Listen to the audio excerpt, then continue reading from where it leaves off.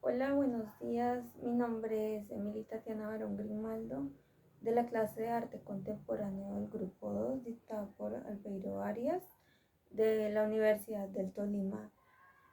Yo les voy a exponer a una pareja de artistas llamadas Cristo y Jean-Claude. Son conocidos como el artista envolvedor y seguramente la gente los conoce como el artista que también forra edificios muy importantes. Ellos tienen una obra increíble, la planeación detrás de ella es hermosa, los bocetos son fabulosos y son enormes. Yo espero mucho que disfruten. La exposición tiene una pequeña biografía de ellos, en obras y bocetos. Muchas gracias. Christophe y Jean-Claude. Desde que se conocen se realizan como compañeros sentimentales y artísticos. Estuvieron juntos hasta el 2009, el año en que Jean-Claude fallece. Conformaban un matrimonio de artistas que realizan instalaciones ambientales. Eran conocidos como el artista envolvedor. Tienen trabajos muy complejos debido a la producción, permisos y demás. Se caracterizan principalmente por utilizar tela para envolver gigantescos edificios o cubrir extensas áreas públicas.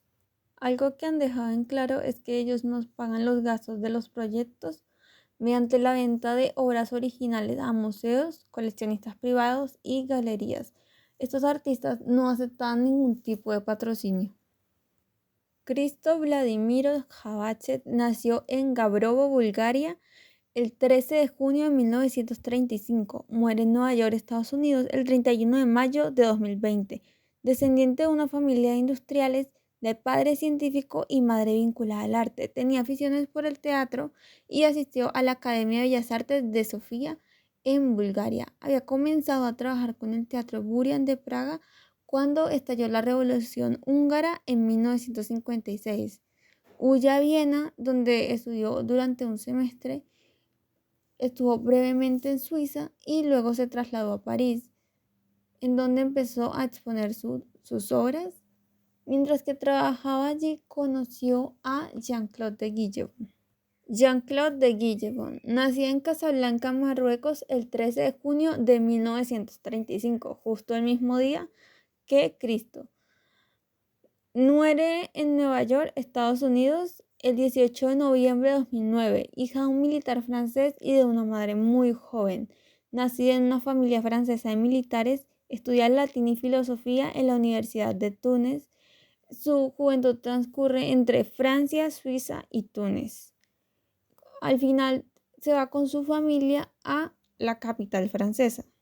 Estos artistas son conocidos por sus esculturas polémicas al aire libre que a menudo incluían exhibiciones monumentales de telas y plásticos.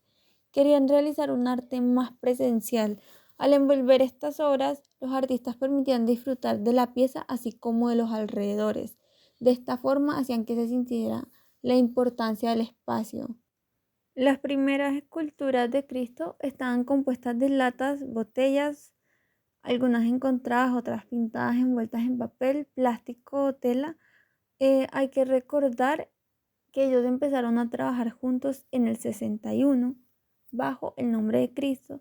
Adoptan el nombre de Cristo y Jean-Claude hasta el 91. En una entrevista nos dicen, no tenemos una filosofía del arte que hacen Cristo y Jean-Claude. Deseamos crear obras de arte, obras de alegría y de belleza, como ocurre con toda verdadera obra de arte. No tiene absolutamente ningún propósito, no es un mensaje, no es un símbolo, es solo una obra de arte. Y como todo verdadero artista, creamos estas obras de arte para nosotros y nuestros colaboradores.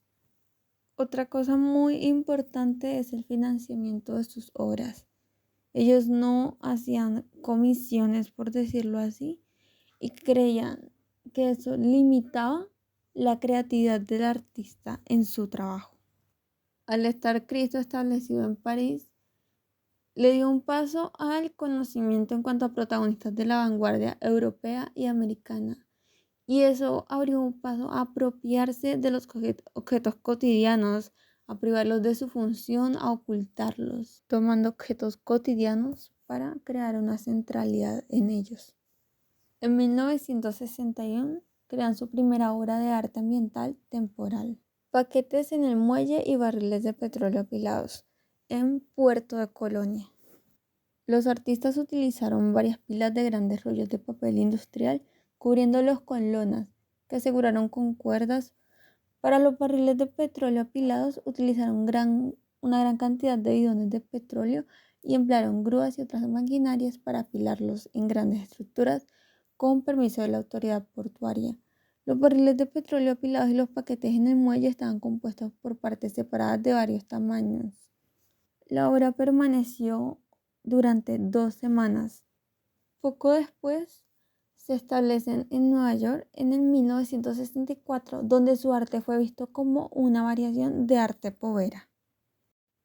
Ahora la obra Cortina del Valle en Rifle, Colorado, de 1970 a 1972. Sus proyectos dieron un gran impulso cuando a finales del 70 iniciaron el proyecto de Valley Curtain, que consistía en un paño de 400 metros de largo que sería estirado a través del Rifle Gap, el Valle de las Montañas Rocosas de Colorado. Para esta obra necesitaron $230,000 y tuvieron que lidiar con una protesta de grupos ecologistas. Al final el proyecto se desbordó y necesitaron 14,000 metros cuadrados de paño para ser colgados en un cable de acero sujeto a barras metálicas fijadas en cada ladera. El presupuesto aumentó a $400,000 y tuvieron que vender más piezas de arte para recurrir el dinero. El 10 de octubre de 1971, la cortina anaranjada estaba lista para ser colgada, pero se rasgó debido al viento y a las rocas. Lastimosamente, el 11 de agosto del 72, luego de 28 horas de la finalización de la cortina del valle, por circunstancias de la naturaleza, básicamente la tuvieron que quitar. Este proyecto quería desafiar la percepción del espectador sobre el espacio y la naturaleza, al tener ese contraste tan fuerte entre sí misma y el ambiente en el que está ubicada. Y algo para recordar de las obras de Cristo y Jean-Claude es que son gratuitas. La entrada, entre comillas, de cierta forma, porque no existe un cobro para asistir a ninguna de sus obras. Todas están hechas para el público, para forzar al público a que las miren, a que mantengan un diálogo con ellas, incluso si no lo desean. Ok, la cerca corredera del 72 al 76 en los condados de Sonoma y Marin, en California. Es de mis proyectos estéticamente favoritos de este artista. Me parece una maravilla cómo trabaja esta obra, todo lo que recorre, la estética que maneja, lo grande que es, que fue de hecho la segunda cortina que realizaron Cristo y Jean-Claude, es impresionante. Y no solo eso, sino el trabajo en colectivo, porque parte de lo que vendían Cristo y Jean-Claude era el proceso por el cual llegaron a las obras, y es espectacular ver el trabajo documental que tienen de todo, las fotografías, la gente realizando ese proyecto, que es un proyecto colectivo. Ok, la segunda cortina fue fabricada mientras que la cortina naranja se dañaba. En 1973, Chris se convirtió en un ciudadano estadounidense y comenzó a planear otra de sus grandes obras, que es esta cortina que se puede correr, la Running Fence, que consistía en hacer una cerca de 5.5 metros de alto y 40 kilómetros de largo con postes y cables de acero, cubierta por un velo que se extendía por el paisaje hasta el mar. El 19 de abril de 1976, el proyecto finalmente comenzó después de una extensa lucha contra la burocracia, pero necesitaron 20 hectáreas de nylon, 2.050 postes de acero y 145 kilómetros de cable de acero. El 10 de septiembre de 1976 la obra estaba terminada, pero tuvieron que pagar una multa de $60,000 por carecer del permiso de las autoridades. Este proyecto artístico constó de 42 meses de esfuerzos colaborativos, participaciones de los ganaderos, 18 audiencias públicas, 3 sesiones en los tribunales superiores de California, redacción de informes de impacto ambiental y demás. Como dato, toda la estructura fue hecha para su eliminación completa. Este trabajo cruzó 14 carreteras, la ciudad de Biddeford, dejando paso automóviles, ganados, vida silvestre.